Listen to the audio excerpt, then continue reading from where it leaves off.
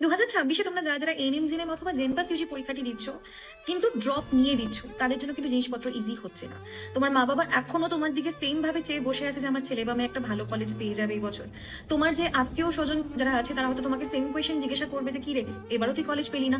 তোমার পাড়া প্রতিবেশীতে তোমার যে সমবয়সী আছে তারা হয়তো এতদিনে কলেজ পেয়ে হয়তো কলেজ কন্টিনিউ করছে, চলে গেছে।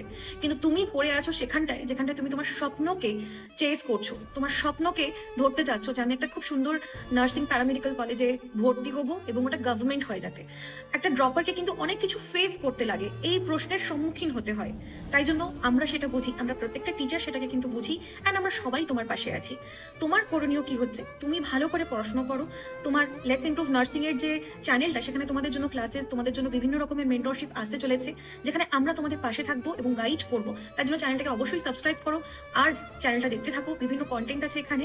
এবং তার সঙ্গে সঙ্গে প্রস্তুতি নাও, অ্যান্ড খুব জমিয়ে প্রস্তুতি নাও, বিকজ 2026-এ যে পরীক্ষাটি হতে চলেছে সেই পরীক্ষাটা যেন তুমি একটা গভর্নমেন্ট কলেজে সিট পেয়ে যাতে তুমি বেরিয়ে যেতে পারো এবং খুব ভালো মতন তোমার যে ক্যারিয়ারটা সেটাকে সাজিয়ে নিতে পারো। তাই জন্য অল দ্য ভেরি বেস্ট।